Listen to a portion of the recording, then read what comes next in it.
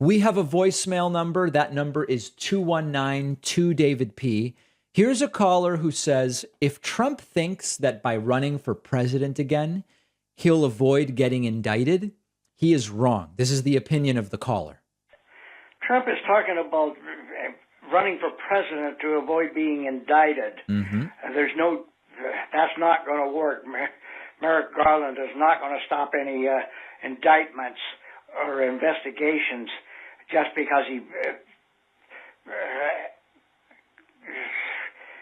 declares that he's running for president. His only option is to move to another country that does not extradite. And he'd have to stay there for the rest of his life. Yeah, I mean, listen, I generally agree that Trump running for president is not going to prevent an indictment.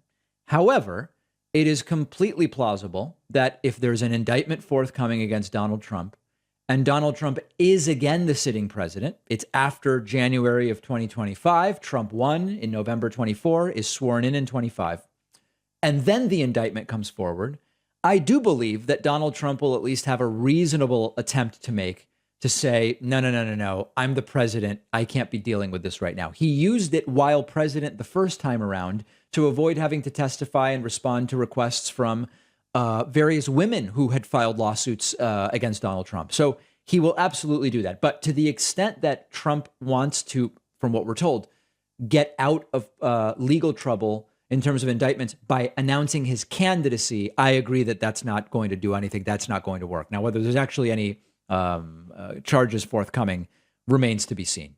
We have a fantastic bonus show today. First of all, Democrats forced every Republican in the House to take a stance on marriage equality. And I know that it's July of 2022, but there are many House Republicans who voted against marriage equality.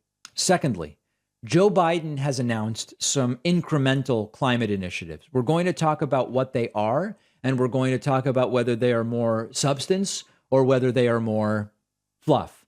This includes promoting offshore wind and some other things. So we will talk about that and also the meaning and discussion around declaring a climate emergency. And thirdly, there's a bipartisan Senate group that has reached a deal to reform the Electoral Count Act. This is something we've been looking at for a while, and this relates to the circumstances that presented themselves after the 2020 election, the Mike Pence, et cetera, craziness.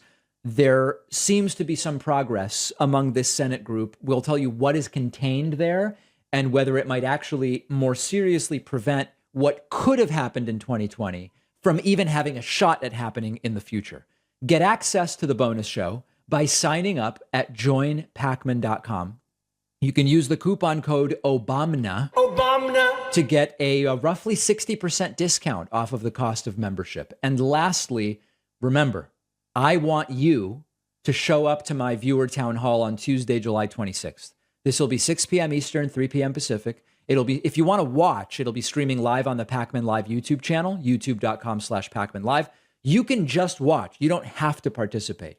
If you'd like to chat with me during the town hall, we will be live at 6 p.m. Eastern, 3 p.m. Pacific, and taking questions via Discord. And of course, our website members at joinpacman.com will get priority access with a separate member waiting room in order to talk to me. So all great things. And remember, tonight, 7 p.m. Eastern, I will be streaming what is, at least as of now, believed to be the final committee hearing for the January 6th committee, expecting excerpts of Donald Trump struggling to record his go home speech after the Trump riots.